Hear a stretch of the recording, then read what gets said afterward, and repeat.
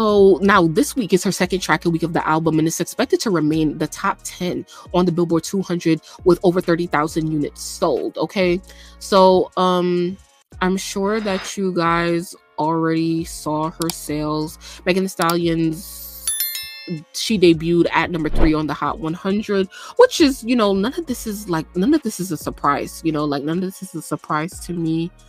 And that's why. And then she only charted 3 songs, I believe. She only charted 3 songs. I hate that, like, my shit is not showing this right now because I literally have all the shits ready for you guys. And so, yeah, Megan's album did flop. The fuck? Billboard 200, number 3, new, Megan, 64,000, 62.67 on-demand, million on-demand streams. Bitch, let me just do it here.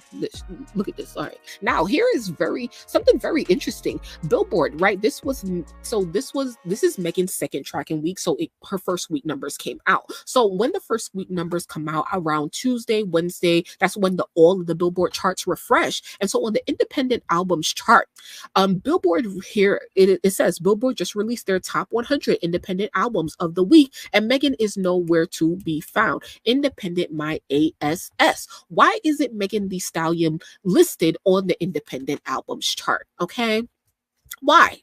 So look at this. These are all of the songs that Megan debuted from the album on the Billboard Hot 100. Now, you may recall that in December, when Pink Friday 2 was released, it debuted about 17 songs from the album out of 24 songs that were released. 17 of them debuted from Pink Friday 2 on the chart. Now, you know, you could expect that a artist as big as Megan would debut. I would say her album was, what, 19 tracks or something like that? I would say, child, at least 5, you know, with the type of notoriety that you have. But, you know, I think Zachary Campbell said it best, right? He said that, you know, yeah, Megan Thee Stallion, she owns the content that she's putting out, but at this end of the day, she's being managed by Roc Nation and being distributed. Out of 18 tracks, you only charted 3, and then one his, and then what, Boa, and then what's the other one, Cobra. So in total, Megan has charted 6 out of 18 songs. So 18 divided by 6 is what, 30 something? That's like 30 something percent of the album. The highest position is number 67, Okatu Hot Girl, and then Mamushi at number 68, and then at number 77, Where Them Girls At. It's no shade because I'm really not a fan that's like very surface level like this, but every time I see Where Them Girls At by Megan Thee Stallion, the only thing I could think about is Where Them Girls At, Girls At. Like, come on. Like, why would you name your song that? Come on. Like, and I'm not about to say nothing. If you know, you know. So who know? Put it in the chat. The hierarchy among the men is bigger than the women's, but yeah, Lil Baby is her peer, but he's accomplished way more and has better music despite his fall off. I noticed the rap girls now aren't working with the top male rappers like Nicki did. That would help a lot of their careers. I'm sure, but like they would have to see them as worthy. And it's clear that the male rappers at the top of the game, if you talking about the ones at the top, which would to me would be Drake, Kendrick, and Cole, that they only work with who is worthy. Cole has only worked with Bia, right? That Asian feature song, probably the only song that's gonna last them of the week. Facts. They gave all the boss to the Mamushi song. Facts. Megan, 30 million Spotify. Let's see what comes up. Okay, so Megan Thee Stallion's albums, Megan loses 30 million streams on Spotify due to alleged botting. I definitely believe this, and it's not because I don't care for the girl.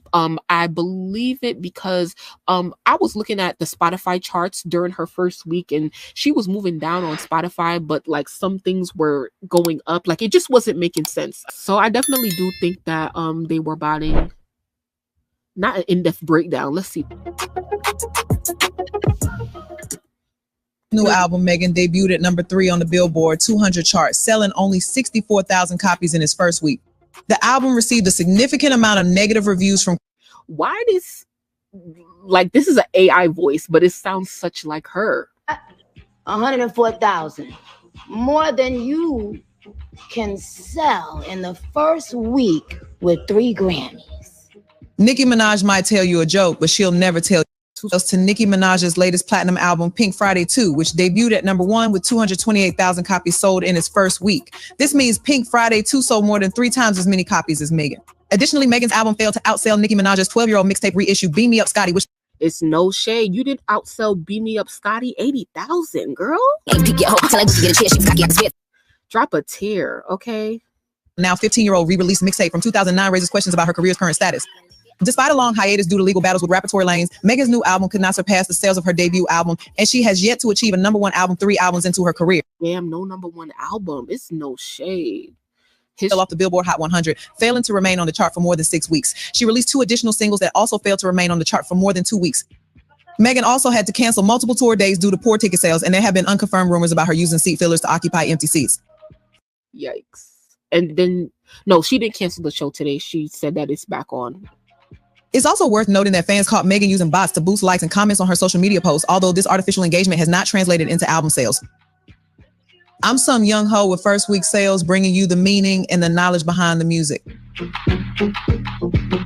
Nah, whoever made this Spotify update, see, a lot of things were falling. I'll be looking at these accounts. Watashi wa flop. People really tried to say she didn't flop when she didn't flop. Yeah.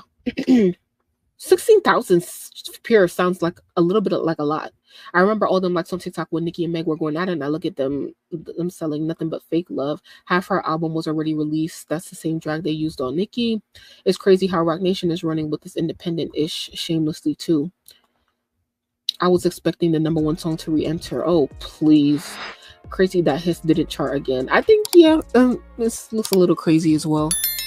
It just shows she only went #1 because of Nicki. Facts. Yeah, the other with them girls that song. Facts. The rap girls are getting hits off of catchy choruses. The verses are mid. But Meg don't even have a catchy chorus. The only catchy chorus that Meg got is womp, womp, womp, womp, womp. And that is literally one word. Like, come on. And I be forgetting about that. But your time's up. Why is you not clocking out? Like, no, your time is up. You did not beat a mixtape. I'm sorry, sis. You gotta sit down now. The album's abrupt increases and decreases are similar to his and Boa's. It's too much of a coincidence.